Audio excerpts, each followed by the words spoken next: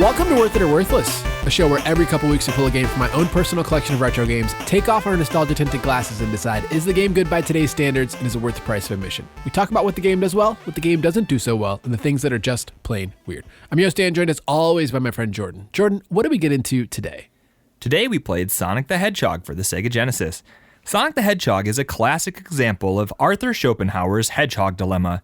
In the mid-1800s, the German psychologist Schopenhauer used the term Hedgehog Dilemma as a metaphor for the challenges of human intimacy.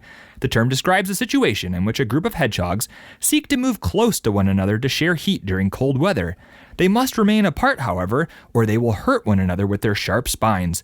In the same way, Sonic the Hedgehog is a gaming franchise that seems to hurt those who most desire to draw close to it.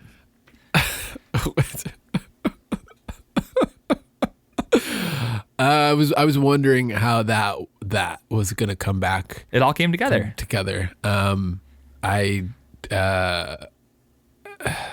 You don't know about Arthur Schopenhauer and the Hedgehog Dilemma? Now, normally your intros are something that make me want to be dead inside. But that one just like sparked a light of just like desire for more learning and knowledge and I'm not sure. Adventure. It's maybe I just want to puke a little bit. I don't know. What do you thought? Listen.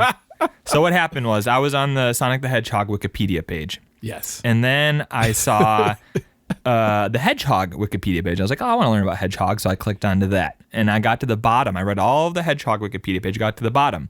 And there was a section that said related articles. And it said Hedgehog Dilemma. And I was like, what's a Hedgehog Dilemma? So I clicked on that and I learned all about the German psychologist from 1851 named Arthur Schopenhauer who wrote about this dilemma of hedgehogs wanting to be close to each other, but their spines are spiky and so it keeps them away. And I was like, that's how I feel about Sonic the Hedgehog. I see it and I'm like, I want to get close to Sonic, and then I play it and I'm like, ouch, this hurts. Their spines here. It hurts me. So you're just like, we're foregoing the intro. Foregoing what the game does well. You're just talking about what the game doesn't do so well already. No, I just thought this. I just wanted to share a little bit of what I learned today with the world. Okay, it's a rough life to be a hedgehog. It is. You can't hug your friends when you're a hedgehog. Now, I thought correct. Apparently, I'm wrong. I just will lead with that. But are the spikes on the backs of hedgehogs like sharp? They are. Oh, yeah. If you go on the Wikipedia page for hedgehogs, they have a like microscope zoom in on the point of a hedgehog spike, and it's very sharp. Because usually when you use like a microscope and even like look at like a needle, it's not sharp in a microscope, but a hedgehog spike is. I thought now it's not like a porcupine spine. That's what I was thinking, right? Where those are a little bit barbed and they will rip out and they'll stay in you. A hedgehog spine doesn't rip out; they stay in. If a hedgehog is losing its spine stand, it means that it's sick or old. Oh, see, I thought they were like kind of soft though. Like, can you kind of pet them? As long as you pet them in the right direction. So okay, I got it. That's what I'm thinking. Are these sharp? Yeah. My wife and I, in 2011, we went to Thailand and we were walking through a night market and there was a lady selling hedgehogs and I got to pet one. Oh. So you can pet them. You just have to pet them in the right direction. Okay. All right. Well, that's the welcome to the history of hedgehogs. German psychology. You thought this episode was about a video game on the Sega Genesis, but really it's just we're talking about hedgehogs the whole time. We're not. We're talking about Sonic the Hedgehog, the first one on the Sega Genesis. And this is interesting because we've actually covered Sonic 2 and Sonic 3, and there's something really interesting about this.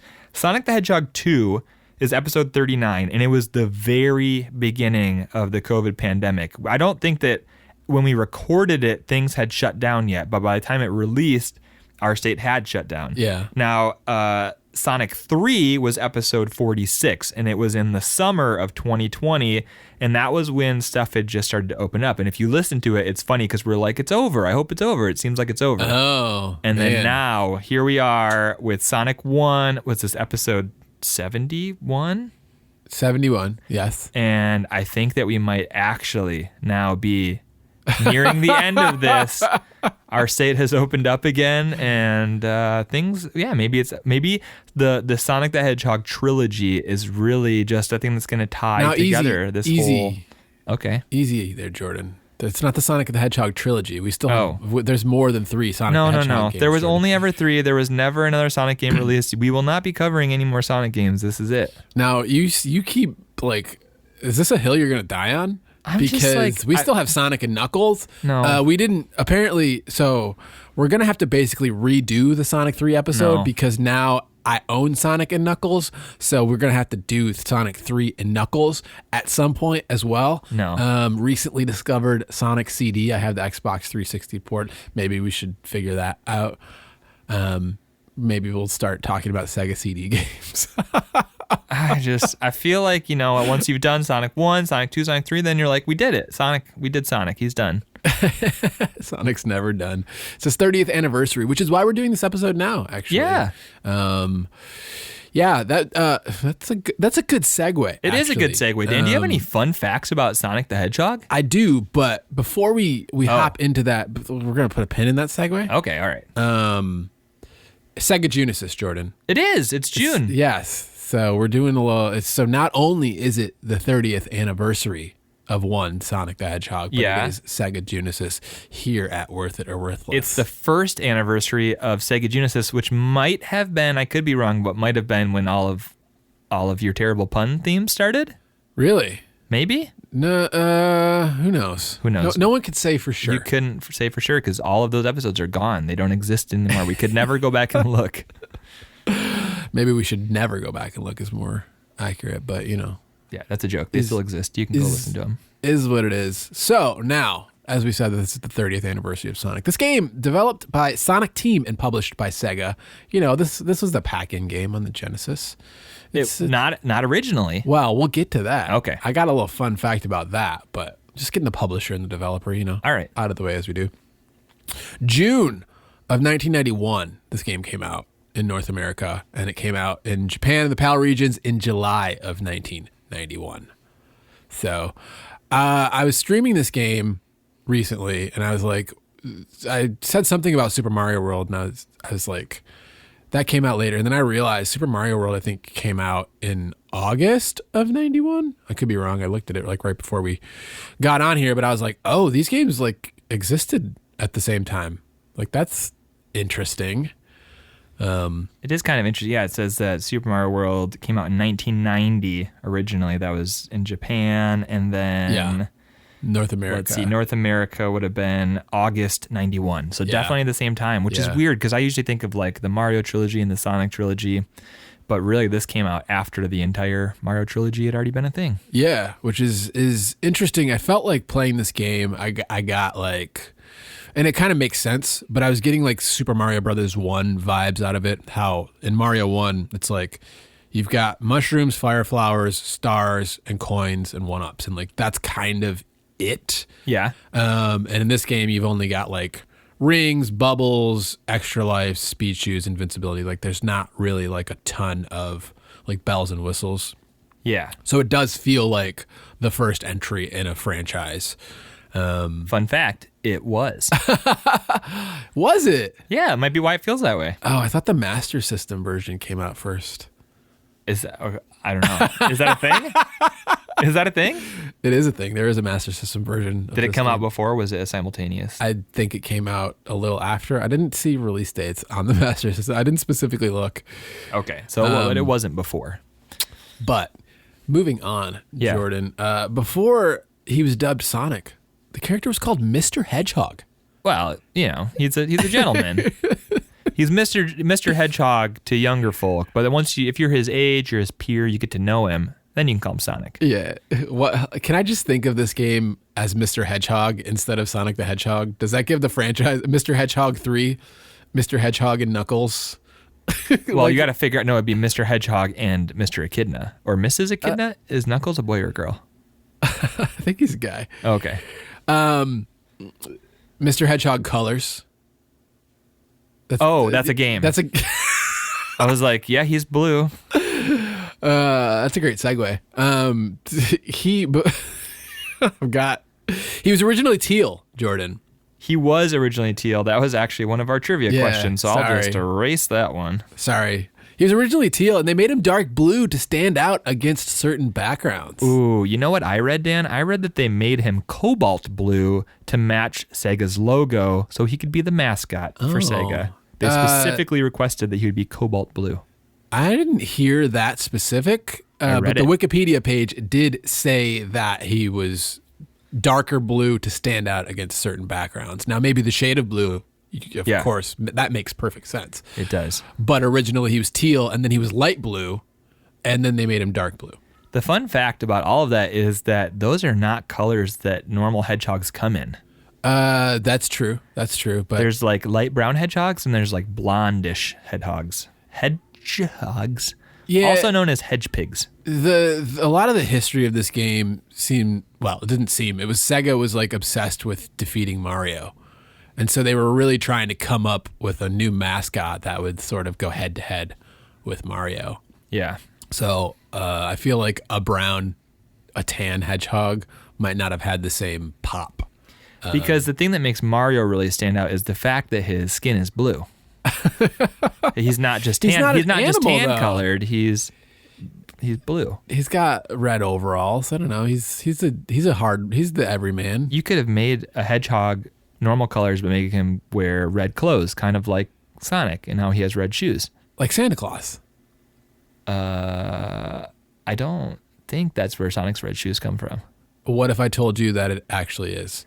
Yeah, this is the thing. I think we were reading different Wikipedia articles because I read that Sonic's red and white shoes were inspired by the cover of Michael Jackson's 1987 album Bad. Now, Jordan, the buckles on his shoes were inspired by that album cover. However, they are red and white because of Santa Claus, who was the most popular character according to the Wikipedia page. The most popular character? Yeah, like that's kind of what it said, something like that. Or one of the most well-known characters. So I think the real fun fact in all of this is that people are just editing the Sonic the Hedgehog Wikipedia page willy-nilly to put whatever they want on there. And depending on what time of day you go on, you might see completely different things. Yeah. Another thing, Jordan, another fun fact. Dr. Robotnik. Now, sometimes he's referred to as Dr. Eggman, and I've never put these pieces together. Okay. Dr. Eggman is actually the Japanese name for Dr. Robotnik. Yeah, that's what I figured. Because I never knew like which one it really was. And apparently this was due to a dispute between Sega's American and Japanese divisions.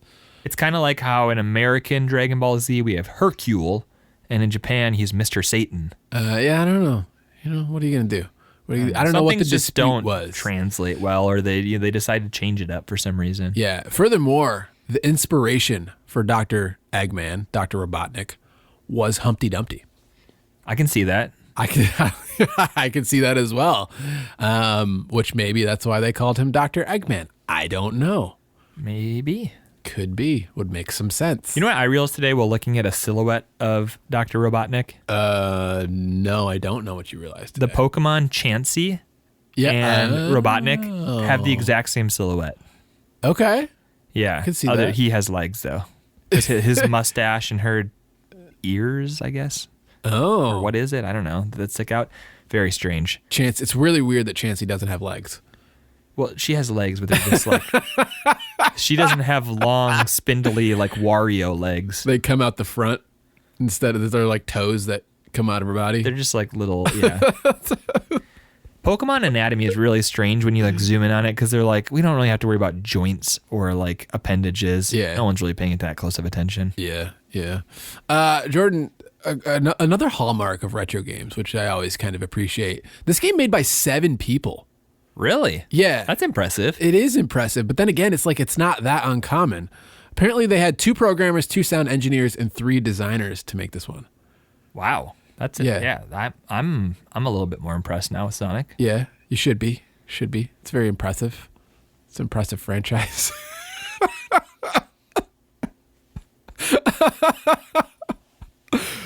I don't know. I don't know either, man. What else you got? Sonic the Hedgehog, man. Sonic the Hedgehog.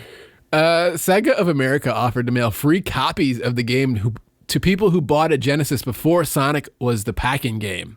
Really? Yeah, so... They're like, hey, we know you bought this, and it came with Altered Beast. Yep. We're sorry. Yep.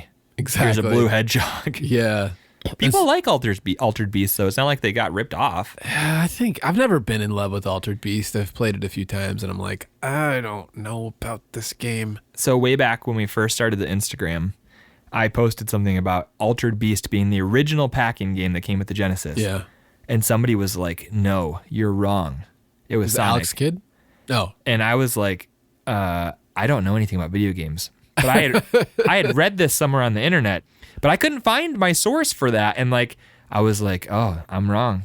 And that made me doubt myself for a long time until I realized later, no, random person on the internet, you are wrong. You didn't just go to Wikipedia and see, This was like when we first started, I hadn't like learned how to navigate the highways and byways of the retro gaming interwebs. And nowadays I would know exactly what to do. But back then I was just like... You hadn't heard of Google yet. No, I knew about Google, but like Google Foo, people think that Google Foo equally applies to all areas. Like I can just take my knowledge of knowing how to Google stuff and I can instantly find anything on Google. Yeah. But there are some like small niches like retro gaming where you need to know the right keywords. You need to know what to look for. You can't just like go on there and hope for the best. And there's so many games. There's so much history. Games are releasing at different parts of the world at different time. And so it's kind of hard until you realize how to navigate all that. So, and I didn't know. Gotcha. And so I doubted myself for so long.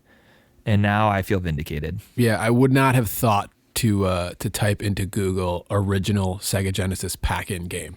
See, like I to tried fact that. check that. Whatever, man. Let's move on. What's the game? What's the game? What's the game? I got a couple. All right, you got more fun facts. The original version that was packed in sold over 15 million copies. Yeah, well, it's a pack-in. It's a pack-in, but 15 million is a lot. That's why like every version of Sonic the Hedgehog you see says not for resale on it. Basically, probably. Pretty sure that, yes, that is a correct thing to say. Yep. Last fun fact, Jordan. During October to December of 1991, so the holiday season of 1991, on the back of Sonic the Hedgehog, the Genesis outsold the Super Nintendo 2-1. Oh, okay. I was confused. I thought you were saying like they changed something on the back of the box. But No, you're saying that Sonic the Hedgehog led the charge and it was making a good fight against the Super Nintendo. Yeah. Now, eventually, I don't know how many, I think the Super Nintendo sold maybe 30, 40 million, something like that. 36, 40 million. I think the N64 sold 36. I want to say the Super Nintendo sold like 40 or 43 or something. I don't know how many Genesis consoles were actually sold when all was said and done. But I think Super Nintendo won the war. But it was really interesting to see that for that particular holiday season. Because in my brain, I think nowadays most people are like the Super Nintendo is the superior console. Yeah. Blah, blah, blah. So people kind of relegate the Genesis to like Second tier status. But this to me is a good illustration of how intense the console wars actually were at the time. Yeah, that they actually managed to, for a short period, surpass the Super Nintendo. Yeah. So Super Nintendo sold 49 million, just Okay. under 50 million, and the Sega Genesis sold just under 31 million. Really? So it was a pretty big gap, actually. Wow. But I do recall hearing that they made a fight of it for a little bit of time there. Yeah. But nowadays, I think if you talk about Sonic versus Super Mario World, like at the time, like reading some of the critics like praising Sonic the Hedgehog at the time and like seeing how the two games have sort of like evolved now, it's like, I don't know, I'll take Super Mario World every time. Oh, yeah. Yeah, absolutely. Anyways, that wraps it up for my fun facts, Jordan. Lots of them today. There were a lot of them today, a but I lot think today. we're ready to jump in what the game does well. You think? Yeah. Should we do it? Let's do it. All right.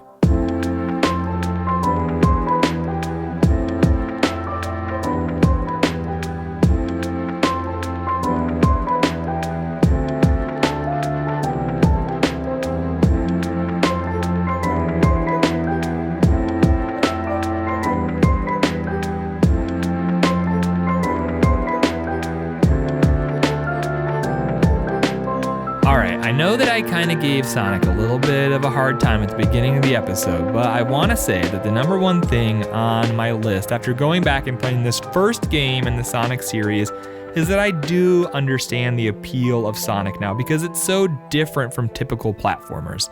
You know, it's not like I'm going and I'm jumping. Like we've played a lot of platformers. Like you're going and you're jumping around and you're, you know, going from the left side of the screen to the right side of the screen. Yeah. It's like, you know, like Mario.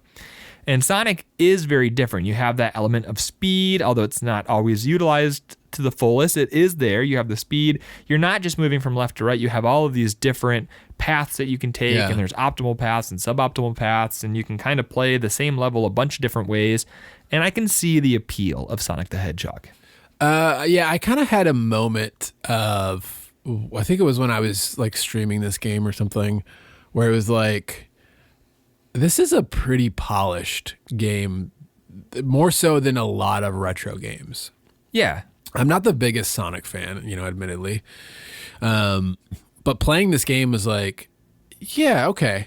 This is by and large, a well-made, polished game.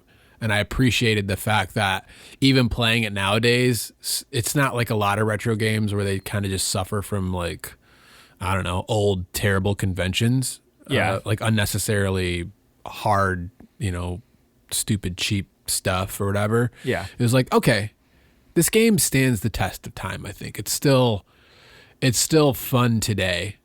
Yeah. It definitely feels like the first entry in a series, but it's not like a massive downgrade from either of the other two Sonic games that we've played. Yeah. It's not like where I'm going to completely avoid that one because these other ones are so much significant. Like there are definitely things that the second and third games do that I wish were in this, but it's not like to the point where it's like, oh, there's no point in playing Sonic 1. Yeah, for sure. The first thing on my list, Jordan, graphics. Like this game still looks great. Yeah, it does. Yeah, like it's just, I don't know, it's good 16-bit art. I think that this actually holds up a little bit better over like the 3D graphics that you have in Sonic 3 that are a little bit wonky looking. Like I like a nice 16-bit sprite, and I think that these do hold up today. I played a little bit of Sonic 3 and Knuckles yesterday to sort of catch my bearings on where the franchise has been. And like there are some cool visual effects in Sonic 3 and Sonic and Knuckles. I don't necessarily feel like, I don't know. They both have their place. Good. Yeah, they're good in different ways. Yeah. Sonic 3 looks a lot busier with the pixel art than this one does, but that only makes sense because I mean even like Mario 1 to Mario 3, those games look way different. So I think there's I don't know. I was about to say I feel like there's less of a gap between Sonic 1 and 3, but then between Mario 1 and 3, but that's probably not true. Yeah. Jordan, another thing I have, you kind of alluded that a lot of platformers, you know, walk left to right. This game has multiple like level paths. Yeah. Which is something I think was interesting. Gives it some replay value. Like you can go down to the bottom of the level or try to like platform across the top and stuff, which I liked. I liked the options. Yeah, the fact that you get more points for finishing the level quicker does give you that incentive to like go back and try to figure out better paths to take through each level. Yeah. Although it's not super easy. There's not like a replay option or like a way to like, there is a level select option, so you could go through and do that, which I know you love, especially in these games where you can't save and you have limited lives. The level select is huge. It's on my list of what the game does well. Well, here, tell me about it. The level select cheat. Like that's just that. Yeah. Level select cheat exists. It should exist in every retro game. It doesn't. Well, yeah. But there should exist a save option in this game too, but it doesn't. So thankfully there is a level select option. We got the save option in Sonic 3. Yeah, which was a big deal. And it is it's definitely a big improvement. It's funny, our friend Daph on Discord pointed that out, like, oh, it only took him a few iterations to figure out that there should be a save here. Yeah. Even though it was like, you know, in previous, like, you know, it's in Legend of Zelda. It's like, maybe a save option should exist. But yeah, you get a level select cheat. That's all you really need in this one, though. Yeah. It's not super long. Yeah, it's not super long. I mean, granted, you don't get your Chaos Emeralds, which I think you need for the true ending of the game or something. I don't know. I didn't even get a single one. I made it to 2 bonus levels, but I never figured out what you have to do in the bonus levels to get a Chaos Emerald. You have to get through them. They're just floating. It's like in a there. weird rotating pinball machine. And you try to fall through it to the right spot, but like if you hit most of the walls, the game just ends. Now, I have the bonus levels and what the game does well, but stop. Let me finish my sentence, Jordan. Okay. But not due to the gameplay, just due to the fact that bonus levels exist in the game as a thing. Okay. To shake things up. It's an interesting, like, if you get to the end of a level with 50 rings, there's a giant ring that you can jump through, and then it'll throw you into a bonus level. And then in those bonus levels, if you get a chaos, actually, if you get 50 rings in the bonus level, you get to continue. I thought it was associated with the Chaos Emeralds, but apparently it's associated with the rings in the bonus level. Come to find out. Are you sure? Because there's also things in there that say there's like little one-up Sonic guys that give you extra lives in the bonus levels. I read it in the manual. I don't think I saw any of those I've only gotten like 3 Chaos Emeralds, I think, in this one. I don't know. But I was just under the assumption that when you got a Chaos Emerald, you got to continue. But no, you have to collect a certain number of rings in the bonus levels. The bonus levels are weird and not a ton of fun, but I'm glad that they're in this game as a way of sort of shaking things up and I don't know, looking at some nice birds floating in the background. It's like you're in it's like you're in a lava lamp or something. It's like you're in a Magic Eye puzzle. Yeah. Or something. Very strange. The other thing that I really liked about this game, just like trying to appreciate things that maybe I didn't notice in the other 2 Sonic games we played, is that the health system is actually really interesting for a retro game. Oh, yeah. In a lot of platformers, it's one hit and you're dead. Yeah. And in this, you are collecting the rings. They're not coins, Dan, they're rings. Yes. And as you run and collect them, you fill up your dude with the rings. As Dan mentioned, if you finish the level of 50 of them, you get to go to the bonus level. But if you hit a bad guy, all of your rings shoot out of you. You have very shallow pockets, I guess. Yeah, I like how you just said you fill up your dude with rings. Where are these hundreds of rings? I don't know. Magic. They're in his magic satchel. And then you get taken down to 0. But as they're flying out, you can usually like jump through the flying coins and then like gather, a few of them back. So it's kind of like if you have 0 rings, you die. But if you have some rings, you have 1 extra hit, but maybe more than 1 extra hit because you might be able to jump and grab some of your rings that you dropped. And I like it. It's still like I would prefer just like a health bar or something, but it's definitely better than a 1-hit kill. You saying rings about 17 times in the course of 2 sentences makes me want to dig into the lore there's the none. rings. Dan. Sonic the Hedgehog. We'll get there. We'll talk about the lore. We'll talk about the story.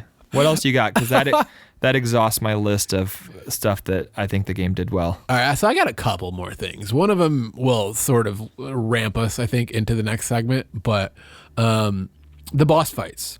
Oh, I meant to put that down. I did like the boss fights in this. Yeah. I like them better than the other games even. I think that they did a better job in this one. I don't necessarily recall the boss fights super well in the other games. You don't remember like falling? No, you're trying to like jump and you're falling into pits and... Don't remind me. It was pretty much just the boss fights from this game, but way harder. Yeah. Well, that's exactly it, is the boss fights in this game are all just like straight. Like they have one mechanic, in the Green Hill Zone, he's got like a wrecking ball that's like swinging back and forth. Yeah. And you can hide in the bottom corners. Yep. And then in like Marble Hill Zone or whatever, he's like dropping fire on a platform so you can like hit him and then jump to the other one and then he'll float to the mechanics were all like predictable. Yeah. And they made the boss fights actually fun. For the most part, in I think it's Labyrinth Zone or whatever, where the water's rising. Yeah, that one's kind of like a race. And you don't actually have to ever hit him. You're just like trying to not drown. Well, yeah, come to find out you don't ever have to hit him. But I was like getting frustrated because I was trying to chase him down to hit him and I kept dying. And I was like, I screwed myself on that. But when I finally utilized some modern technology, I beat that one and saw that you didn't have to hit him. By modern technology, do you mean rewinding the game? No one can say for sure. I have absolutely no qualms about saying that I rewound this game to make it more fun. So we'll talk about that later too. Yeah. But the last thing, Jordan, I think that I have on my list, those first few levels, man. Green Hill Zone? Yes. It's so good. We said the same thing. Fun. It's fun. Yeah. You got to go fast. You got I don't know. We said the same thing in Sonic 2 and in Sonic 3. You'd think that they would just like, I don't know, make a Sonic game that was just a bunch of green hill zones. Maybe that would get boring, but that's the only part of the game that I'm like, yeah, this is fun. This is Sonic. Yeah. And then it quickly becomes like, what if we made this a precision platformer? Well, see, Jordan, Green Hill Zone is the first level of Battletoads. Yeah. It's the thing where you're like, oh, I remember Sonic. Yeah. You remember Green Hill Zone. Yes. And you forget the other parts of the game where most of you remember Green Hill Hill Zone. What if we had multiple stages where Sonic was swimming? And you have to go really slow. It's like, I want to keep going, but I have to stop at this bubble and wait for 5 seconds for a bubble to come up so I can breathe. Let's not jump the gun too much. I'm not. I'm just saying. Green Hill Zone is cool. I wish the rest of Sonic was a little bit more like it. But I do have written down those first few levels again. Like, I feel like this is like a Sonic the Hedgehog hallmark. Really, really good first levels. They realized, like, hey, these were good. Let's keep doing this in every Sonic game. Yeah. Now, with that being said, we probably should just transition into what the game doesn't do so well.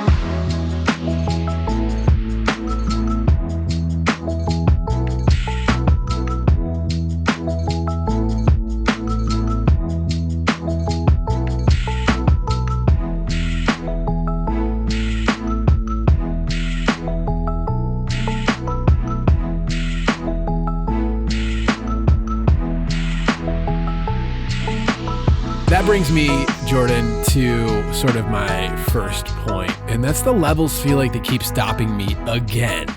Yeah, this is the major problem we have with Sonic every time is that you want to go fast, and for some reason the game decides, what if we slowed them down? Yeah. Yeah, it's like you're waiting for spikes and moving platforms, and you're waiting underwater for bubbles, and you're waiting for... It's just like so much waiting in a game that like feels its best when you're kind of running at top speed and doing a little bit of platforming and not falling in pits.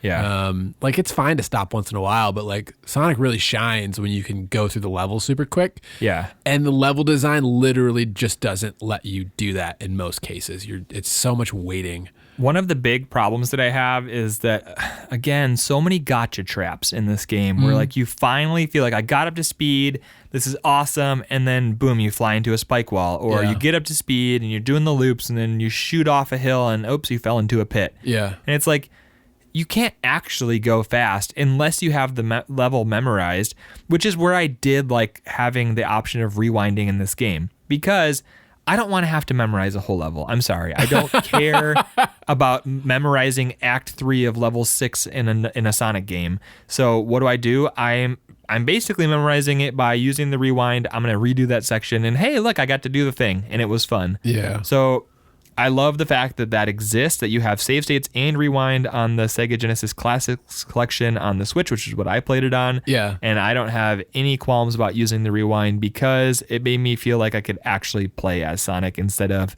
Slowpoke the Hedgepig. Is that another character in the franchise? No, somewhere? That's what this game tries to force you to be. Well, the Wikipedia page informed me of a bunch of characters that were like early ideas that later made their way into the franchise and in a bunch of random Sonic games. Well, and you have like the weird little like screw-nosed robot who made it into the cartoon who's in this game. Yeah. Was that the actual... It looks just like him. I know. I was wondering if that was like where he came from, because I thought that maybe he was from Dr. Robotnik's Mean Bean Machine. Oh, maybe. I kept waiting for the chicken robot to show up as who's his counterpart. The robot chicken. The robot chicken, yeah, who was the inspiration for the Adult Swim cartoon. Yes. The Sonic the Hedgehog cartoon where he loves chili dogs was actually what inspired. Yeah, that's what inspired Cartoon Network to be like, we need to make an adult cartoon stop motion series. Stop motion doll series. Yeah. Because... Speaking of the story and the lore of Sonic, I thought, you know what, we played 2 and 3, and maybe because we played them out of order, we missed out on some sort of crucial lore about where does Sonic come from, what's his motivation, who's this bad guy. Here we go. Why is he turning all of the animals into robots? And I was like, we're finally going to get to figure it out. And I started playing the game, no story. I beat the whole game, no story.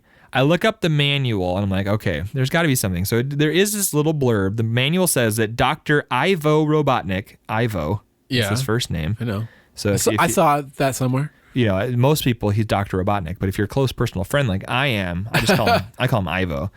It says that Ivo Robotnik, the mad scientist, is snatching innocent animals and turning them into evil robots. Only one tough dude can put an end to the demented scientist's fiendish scheme. It's Sonic, the real cool hedgehog, with the spiked haircut and the power sneakers that give him super speed. Now, wait a minute. Hold on. Spiked haircut? Yeah, those aren't spines. That's a haircut. What? I'm just going out of the manual, dude. It says, save the animals and become the superhero. Be Sonic. Be atomic. That's, dude. Be Sonic. Be atomic. Atomic, I feel like, is the most 90s. Yeah. It's like, what does this even mean? Goodness. You didn't even bother. It's like, okay, look, all the bad guys are going to be robots. They're going to be robots. But when you kill a robot, a little cute animal's going to come out and bounce across the screen. Why? Who knows? Maybe the evil doctor was putting the animals into the robots? Sure. That's the story we're going to base an entire franchise on. I'm sorry if I want more than that. Yeah, I don't know if I'm asking too much. Like, what the heck is this? It's not even like it makes sense. Like, you have games where like, okay, they kidnapped a princess and we're going to go get her. Yeah. It's not creative, but at least I understand what's going on. I have no idea other than like acid trip how you come up with this. Well, the animals are all cute, so it's a perfect ploy to make Dr. Robotnik look like a really evil guy. Yeah. I mean, who wants to just steal cute penguins and turn them into robots? Yeah, no, that doesn't work. It's not a thing. It's a thing here. It is. I'm confused. I don't know, man. I'm confused by it. I'm stuck. You sent my brain reeling by using the word atomic. Yeah. Back to a time period, you know, the words like gnarly and bodacious and things like that. Like, you know, I remember those kinds of things, but like I forgot atomic being like an adjective used to describe things in a positive light. Yeah. It was a thing that actually was a thing. I think atomic was the precursor to extreme, spelled with just an X. Oh, yeah. Because then extreme came around and everything was extreme for the latter half of the 90s and the beginning of the 2000s. Yes. Some of my favorite childhood PlayStation games. 1 Extreme, 2 Extreme, 3 Extreme. Oh. What about the extreme games? I was a big fan of the X games. But specifically, now I have 2 Extreme. I've reacquired it. I used to love renting, I think, 2 Extreme, 3 Extreme on Literally on PS1. have never even heard of these games. These are real things, not something you just made up. These are real things. Yeah, no, I didn't make them up. They were like downhill racing. They're like your favorite Tony Hawk level. Okay. Downhill Jam. But it's like a race where you can play like skateboarding or like there's a couple other... luge? Is there a luge? I don't remember what... Maybe BMX might be one of the things. And it was kind of like a terrible version of Road Rash. Okay. I do have vague memories of this. Road Rash mixed with slalom. Yeah. Okay. Is kind of what the extreme. And you can like you're kind of like punching. Yes. I think so. I remember that kind of. I enjoyed renting those games. The last time I played 2 Extreme, I was like, I don't think so. No. Nope. See, didn't do it. Sometimes games don't hold up to your childhood memories. Sometimes most of the time, I should say, most of the time, games don't live up to your childhood memories.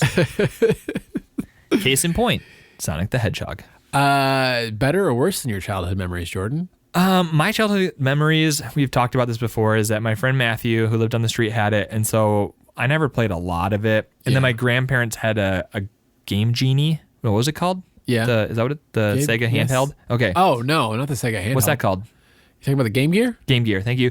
They had a Game Gear, and that had Sonic on it. Yeah. And I was playing Sonic on my Switch, and my wife was like, "What are you playing?" And I showed her, and she's like, "Oh, I used to play that on the Game Gear all the time." Yeah. So, I just feel like most people probably didn't stick with it long enough to get past Green Hill Zone. Yeah. Because I don't think that I did. I think that's what my wife said. She never got past Green Hill Zone as a kid. It was like that's about it. And that's kind of what I remember. Again, man, those first few levels. It seems like, and this makes perfect sense to me, like if you're going to have to spend significant development time trying to sell a game, put it at a kiosk, do whatever to try to get people in. Yeah. Like, of course, you're going to spend a ton of time making the beginning of the game great. Yeah. But it just feels so much like that. The Green Hill Zone is like not the same sort of set of levels and obstacles as, the last, five zones, I think. No, they just they took some other random platforming game they were working on, and they're like, we'll just make this a Sonic level. Especially like the Labyrinth doesn't feel like Sonic at all. My goodness.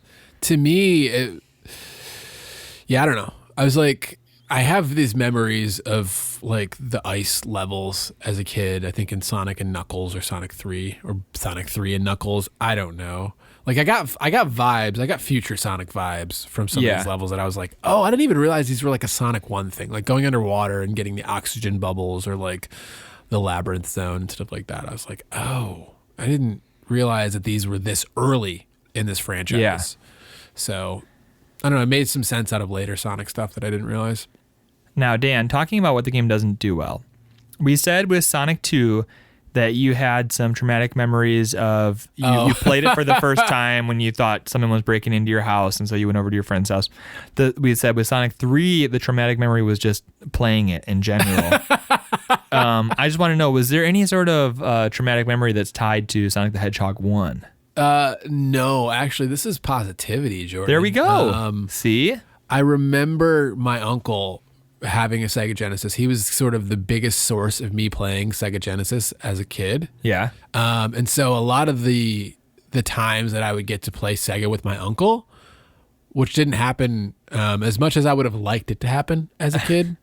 But whenever he agreed, like, yeah, let's play Sega together, it was always like, yes, like, yeah, get to play Sega with Uncle Kevin. That's great. And so that's sort of Sonic 1 for me is those times hanging out with my uncle in his room. Listen, uncles and aunts out there, play video games with your nieces and nephews. It'll make their life. Yeah. Yeah. It may have an impact on them that you don't realize. Yeah. Yep. All right, Dan. That uncle gave me his Sega Saturn. I have a Sega Saturn because of him. See, and someday your nieces and nephews might steal all of your retro gaming consoles. He gave it to me. He asked me if I wanted it, and so someday, look forward to hearing the Sega Saturn episode on NHL 97. Wow. Or World Series Baseball. Or World Series Baseball 2. Those are the games that you have. Virtua Fighter. We might need to get you some actual good Sega Saturn games before we embark on that. That's going to require a large sum of money. I know. I know. All right, Dan, what else you got? Anything else about what the game doesn't do so well? Yes, Jordan. I have, I think, three points. Oh. 3 points. Hit me. So these all, now that I'm looking at it, kind of are associated with dying, failure in the game. Sometimes the invincibility frames seem to like not do what they're supposed to. I wonder if part of that is because when you get hit and all the coins shoot out of you, the coins. game... That's the second time, Jordan. They're coins. They're rings. A ring is a coin with the middle taken out. Okay. So anyway, you get hit, all the coins shoot out of you, and the rings. Now there's 50 rings on the screen, and it drops to like 2 frames per second. So maybe that's why it feels like the frames aren't good. So like there were some spots like where you'd be at a level, you'd take some damage from something, and then you'd fly back and hit spikes, and you'd die instantly. Nice. And so it's like, okay, well, why are these spikes killing me when if I would have jumped on those spikes, they would have spit all my rings out? But it's like if I get hit by an enemy on a platform, it knocks all my rings out and I'm flickering because I've got invincibility, and then I land on some spikes, it'll just straight kill you. Which is like, that's not how invincibility frames are supposed to work in video games. You're just supposed to be invincible. Yeah. But there were moments where the invincibility frames would like cause you to just straight out die instead of like have a minute to jump off of the spikes and collect your rings and stuff. And it's like, this feels bad and inconsistent. Yeah, you like consistency in a game. I do like consistency. And that brings me to another thing where dying felt bad in this game is sometimes the getting crushed like doesn't work the right way. Like I get it. Like if you get crushed, that's an instant death in a lot of games. But you're talking about like you're on a platform that goes up to the ceiling and then you touch the ceiling and you're instantly dead. That's fine. But like there were moments in this game where I was like in a position where the game thought I was being crushed, Yeah. but I wasn't. Yeah. So there's one section in particular that I remember this happening in a really weird way, where there was a block moving up on the left and my block was moving down on the right. So it was creating a gap. Okay. And I tried to jump underneath the one gap. Oh, and you touched the bottom of And I touched the bottom of it as they were moving in the opposite direction. So the gap was actually opening up instead of crushing. And because I was in the particular whatever size that the game was like, this, whenever the player is touching two things on top and bottom, they're being crushed and dead. And it happened, I think, on more than one occasion where there was just some weirdness with the game being crushed. Like, I mean, this is not how this behavior is supposed to work. Maybe that's a downside of only 7 people working on this game. Maybe it's a downside of some of the tedium of this game. The reason it really felt bad was like, now I have to redo all this nonsense if I'm not going to rewind it. You didn't have to. Yeah, you could have just rewound it. Well, I played the Switch version a little bit. I played the PS4 version a little bit on the Genesis collection, and then I played the original Genesis version. Okay. Because when I initially had my Switch in portable mode and the Genesis Classics collection, I noticed some input delay. You would. It was like noticeable where there was a pause between. Not like the game didn't pause, but I noticed I hit the button and there's like a delay like of, I don't know, half a second or something. No chance. A little bit of a delay. And then I was like, is this how the Sonic is supposed to feel? Because this doesn't feel right to me. So here's the thing. Dan said this to me. I played the entire game. I beat the entire game on the Switch. And he's like, did you have a problem with input delay? And I was like, no, that wasn't a thing. Now, I'm way less picky about this than Dan is, so it's definitely possible. If one of us was going to notice it, he was going to notice it. So I Googled it. And somebody on Reddit, the first thing that comes up is somebody in all caps saying, don't buy this on Switch. There's input delay. And people are like, yeah, there's a little bit, but it's really not as bad as you're saying. So it exists, but you're probably not going to notice it unless you are Dan or a Dan equivalent. No, see, here's the thing. And I'm not saying the game's unplayable. No. But I'm saying literally the first version of this I fired up on Switch. You said a half-second delay. That would be unplayable. Maybe it was a combination of the game and the input delay on Switch making it unplayable. But I noticed, I was like, this doesn't feel right to me. That could be because you played it on 3 different systems. So I said half a second. What I mean by half a second is I push the button down and it releases and then he jumps. And I'm like, that's really weird when I tap a button and he doesn't jump until I'm finished tapping the button. It's there, trust me. Because then when I played the PS4 version on my TV, it was fine. When I played the Genesis version, it was completely fine. I was like, oh yeah, this is why this Switch version feels weird to me, is because I can actually notice that it doesn't feel like these other versions that I'm used to. Your mileage may vary. I didn't notice it. I had a totally fine time with the game. It won't. But yeah, so dying in this game, I don't know how we got there, but dying feels bad. If you're not playing the Switch version, you can't rewind it. Dying feels bad. Even the other Genesis classics don't have rewind, like on the PlayStation? No, I mean the Genesis version. If you're playing the Genesis version without rewind. Oh, gotcha. It's going to feel bad to die and redo the level unnecessarily. Yes. Yeah. That's why dying is so frustrating. Which brings me to my last point about dying being frustrating. Yes. No continues by default and no options menu, but I mean, that's whatever. You can't be like it in beat 'em ups when you can choose to start with 7 lives instead of 3. There's none of that here, which is why no options menu. They were going to put a sound test in, but they didn't have time. Who cares? They were going to put a sound test, but the Sega. Yeah. The reason that's in the game is because they didn't have time to implement a sound test. Apparently, according to the Wikipedia. I would way rather have the classic Sega than to have a sound test that I would never use. What do you mean? You just turn on your Sega Genesis, open up the sound test menu, and you just hang out in your room with the Sonic the Hedgehog soundtrack playing. No, nobody ever did that. Yeah, sound tests are fun. You have a Spotify subscription. The Sonic the Hedgehog soundtrack probably is not on Spotify. You shouldn't. Yeah, anyway. Well, we won't go there. We talked about the music Although before. Sega is pretty thorough about, I don't know. This whole thing is weird. Never mind. Maybe it's on there. I don't know. Nobody knows. But my point really is about the continue system. You have to get 50 rings in the bonus levels to get a continue. Yeah. Which is dumb. It is dumb. You're right. Like, I'm glad that I can get extra continues, but I feel like I should start with continues by default, or there should be like other ways to like find them in the level. And maybe there are, but I don't think so. We both played through the whole game and didn't find one, so I'm going to say probably not. You can find lives, but you can't find continues. And so the continue system is like, it just feels bad. Feels bad. I agree. Didn't like it. I think that's it. That exhausts my list. Awesome. All right. We're being brief today. I love it. All right, Jordan, let's move on to the rest of our show.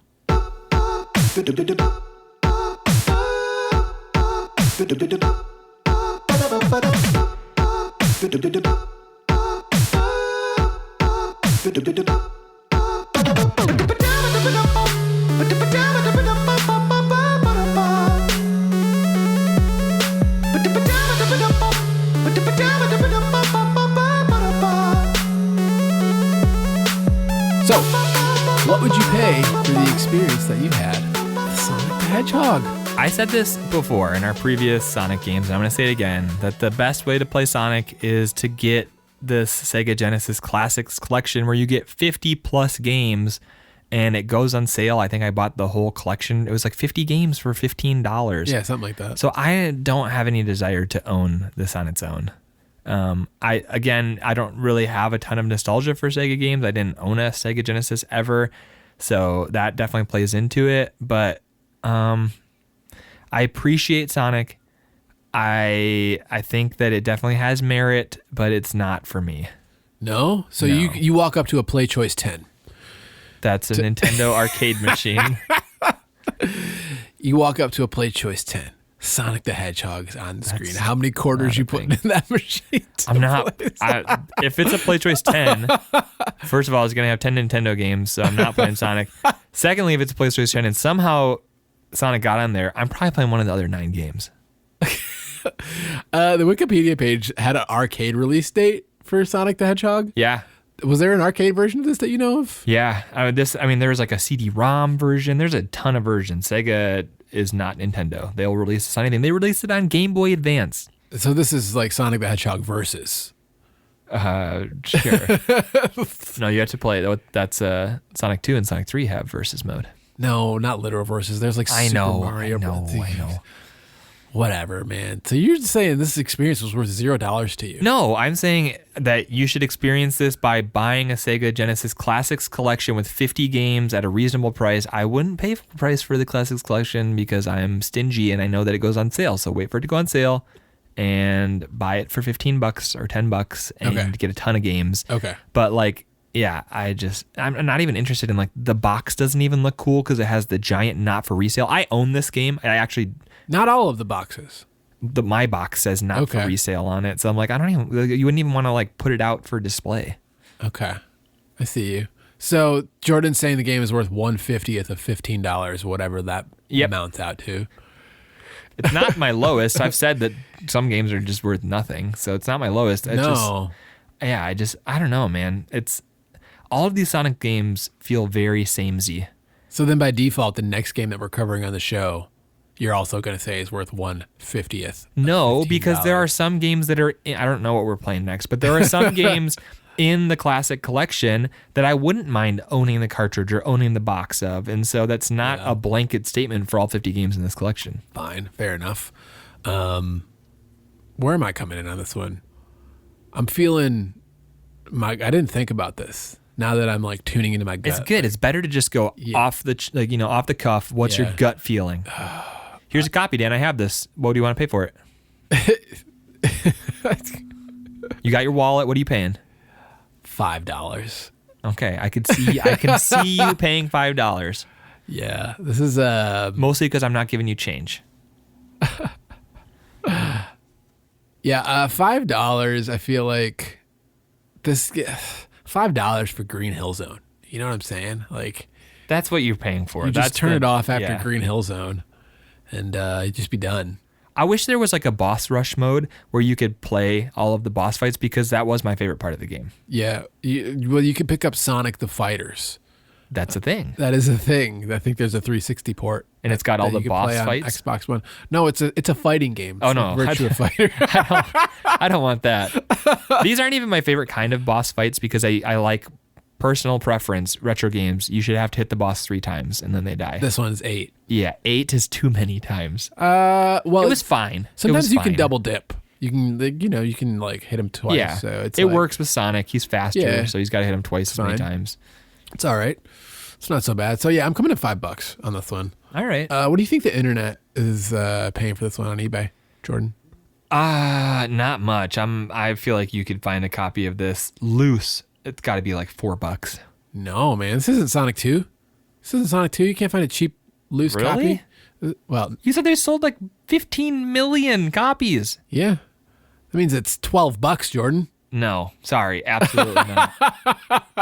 No, Yeah. that's almost as much as what I paid for the 50 game collection. I know, right? So there's no way. It's crazy. Like for some reason, like PriceCharting had this one at 12, but Sonic 2 is like $7. Oh my goodness, definitely no. So Sonic 2 is what's way up with better. that? Sonic 2 is my favorite of these 3. Yeah, I don't know, man. I was like, after playing Sonic 1 and beating it, I was like, I'm going to go play these other Sonic games. And maybe I only say that because it was the first one we played, and I Yeah. just feel like these are all the same game with minor tweaks and differences. I don't think so. I think Sonic 3 later on got tedious and weird. The level design got super weird in Yeah. Sonic 3. But I mean, remember we're talking about Sonic, so we're only talking about the first 3 Right. levels. But I'm Fair enough. I see you. See what you did there. Appreciate that. Yeah. Yeah, I guess $12 though. Yeah, I guess it's worthless. Worthless. Yeah, seriously, buy the Sega Genesis collection. Even buy it on Switch. There's not that much input lag. Okay, I played in portable mode, so it might be like a portable mode thing. and It if could you're be better in docked mode. yeah, and if you're like, man, that Sega Genesis collection sounds interesting. I would sure love to somehow get a free copy of that. You might want to stick around for the bounty segment of the show. I see you, Jordan. I see you. I appreciate that. Yeah. I was thinking ahead, I know. literally. Yeah, $12. I'm calling that worthless. Same, worthless. Worthless. Although the Sega Genesis Classics, whatever, blah, blah, blah collection doesn't have Sonic 3, doesn't have Sonic and Knuckles. Although the one that they just announced, since they recently had a direct, whatever they called it, Sonic Direct, I don't know, for the 30th anniversary, Yeah. the collections that are about to come out, the Sonic collections have Sonic 3 and Sonic and Knuckles in them. So they've finally figured it out. Yeah, there was some sort of licensing problem with the estate of Michael Jackson. Go back and listen to our Sonic 3 episode. We talked Yeah. all about it. But we're done. They're coming out. So if you're right. like really into Sonic, you can probably buy that collection at some point. And I can't imagine it's going to be at least not reasonably priced when it goes on sale at some point. Yeah, on sale is the caveat. They Yeah. always start ridiculous, but then it seems like gaming companies just like instantly put digital games on sale these days. Yeah, Sonic 1 through Sonic and Knuckles pay us $40. And by gaming no. companies, I mean everybody except Nintendo. Nintendo's like, I know what I'm worth. Yeah. You guys want a sale on Smash Bros? Nah, not gonna happen. That's gonna have to come from a third-party retailer that's willing to undercut themselves and make no profit. I saw that Mario Kart 8 turned like 6 years old today, I think. The original one Okay. for Wii U. And I was thinking like that game has been in the top 10 selling games like of all systems for like every month since it came out. Really? Yeah. And they're like, should we put this game on sale? Should we make a new Mario Kart game? It's like, no, they have no incentive to because it still sells through the roof. Yeah. Well, generally, it's like those core Nintendo franchises, with a few exceptions, are like one a generation. Yeah. Like one Smash, But- one Kart. We didn't One- get a Mario Kart this generation. That was a They didn't have re-release. to. I know, that's what I'm saying. Like we should get one. I don't know. They already made that game. The Wii U is basically not a thing that exists to them. I own one. That's why the entire platform, all the first party titles, except for Star Fox Zero. I look forward to the day when my Wii U is the future Sega Saturn Oh man. and I can sell it for fat stacks. I wonder how you probably wouldn't. You're the resident retro gaming historian here. So obviously. As I proved earlier by calling the Game Gear a Game Genie. How many Sega Saturn consoles were sold, Jordan? Off the top of your head, don't look it up. How would I'm gonna say 9 million. Let's lead into our trivia segment, Jordan. Let me ask you're doing me a trivia. Let me ask. Do you know the answer? No, I don't. How many Sega Saturns were sold, and how many Sega Dreamcasts were sold without looking them up? I'm gonna say I said 9 million for Sega Saturn. Okay. And I'm gonna say 16 million Dreamcast. Okay. So hit me with those numbers now. You can look them up because I don't know off the top of my head. I'm gonna say Sega Saturn was like 66 million. I'm going to say Dreamcast was probably 85. Oh my goodness. Sega Saturn, that's 9.26 million. I'm going to say I nailed that one. Okay, yeah. Round it down, 9 million. Not a lot of consoles, less than the PlayStation Vita, which is a horribly underrated system. You always say that. It's you always so underrated. Jordan, anytime anybody knows about the Vita, they're like, the Vita is so good. Like, people who know about the Vita, like... Yeah, it's you good. have a Nintendo Switch. Okay, here's the Dreamcast number. What did you say? 85 million. You're super wrong. I was kidding. 9.13 million. 9 million, Sega. That's why they got out of the console business. They couldn't break 10 million units anymore. Yeah, it's really sad. It's too bad. Too bad. All right, Dan, speaking of trivia, are you ready to move into our trivia segment? Let's do it. All right, I said before that you kind of ruined a little bit of our trivia, but we got one left. So, Dan, you did a lot of research on the origins of Sonic, so you might have seen this. I think I got this off of Wikipedia, so we'll have to see. But don't just shout out the answer, because I want our audience to have an opportunity to play too. Which one of these famous people from the 90s was the inspiration for Sonic's personality and can-do attitude? Did you see this on the Wikipedia? No, I don't think I did. Okay. I don't think I did. So which one of these famous 90s personas inspired Sonic's personality and can-do attitude? Jonathan Taylor Thomas. I almost put him as one of the things. Are you serious? Yeah, I did. But he was kind of later 90s. All right. Was it Michael Jackson, President Bill Clinton, Kurt Cobain, or Tupac Shakur? I didn't realize that three of these people were dead when I put the list together. Was it Michael Jackson, Kurt Cobain, Tupac Shakur, or Bill Clinton? Oh, man. I didn't... How far down, where was this? Was this on the Wikipedia page? It was on something I read. Sonic's personality, and I even put in quotes, can-do attitude. That might have been on the Sonic Wikipedia page, not the Sonic the Hedgehog Sega Genesis video game Wikipedia page. So that's what happened. I was reading the Sonic franchise or character page. Yeah. All right. So no, I didn't see this because I didn't explore outside of the game's page itself. So I feel like my gut is telling me Bill Clinton. Your gut is right. It was Bill Clinton. You never knew that little blue guy was inspired by Bill Clinton. No. Now, my gut is telling me it's Bill Clinton, so I'm probably going to think that is wrong. So I was probably going to change the answers, even though you just told me that I was right. Who are you? Okay, well. I don't know. I was about to logic it out, but thank you. Sorry. Bill Clinton. I nailed it. You did. Of course, nailed Bill Clinton. I mean, he's doing NBA Jam. He's in NBA Jam. He's in Sonic the Hedgehog. He's just like his heart is in there. He's a 90s retro gaming icon. He is. When I think of Bill Clinton, I think of 90s retro gaming. Yeah. That was his legacy. I should say when I think of 90s retro gaming, I think of Bill Clinton. Thank you. Appreciate that. Jordan, we got a bounty. We do, as I I can't say words today. I spent all that time learning how to pronounce that German guy's name at the beginning of the episode that I wasted some of my skill points for pronouncing English words. So I subtly mentioned earlier that our giveaway this month is going to be a copy on the platform of your choice of the Sega Genesis Classics Collection, 50 plus games. You can rewind, you can save state. It's a really cool setup. It looks like you're in a retro 90s bedroom and like you got your little CRT TV there. It's cool. If you got a PlayStation VR you want the PS4 version, you can like sit inside the bedroom. There you go. If that's your thing. You need to escape from reality.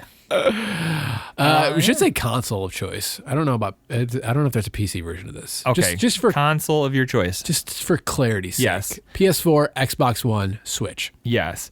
And all you have to do to enter into the giveaway is to send us a direct message on Twitter, Instagram, Facebook, or you can send us an email. At worthitoworthlesspodcast@gmail.com. Or you can send a DM to Dan or I on Discord. However you want to get us a message, send us a message and let us know. I'm really sorry. This is a Jordan-inspired bounty. I was talking to him. I was like, what should it be? What should people send us?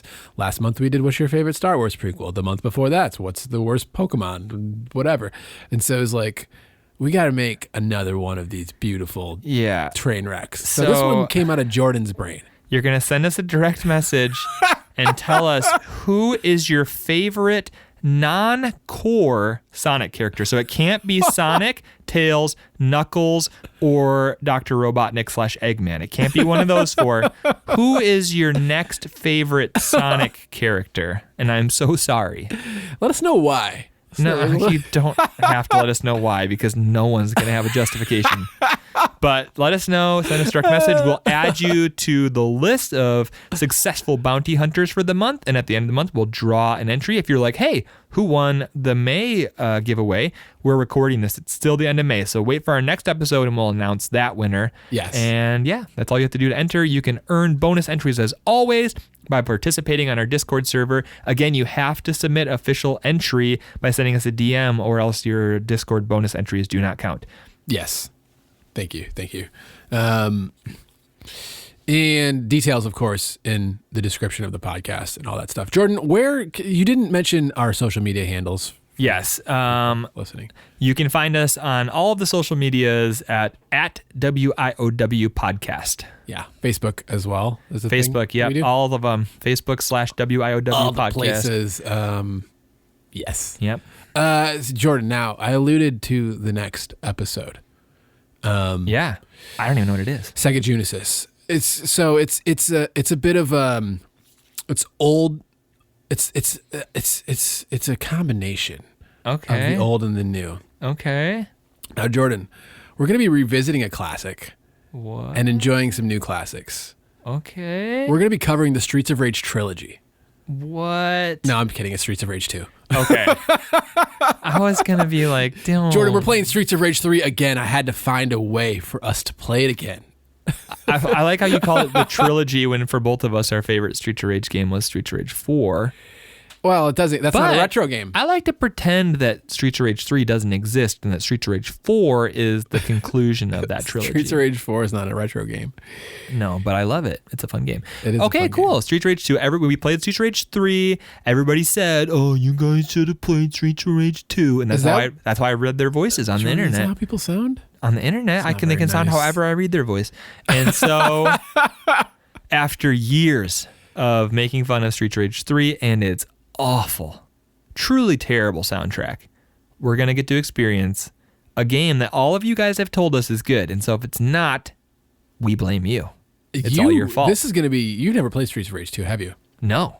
I have. I'm coming into that one with some experience on it. So okay, we're going to do the Streets of Rage 2 thing. So you know that it's good or that it's bad and you're just tormenting me. We'll see. Okay. We'll see.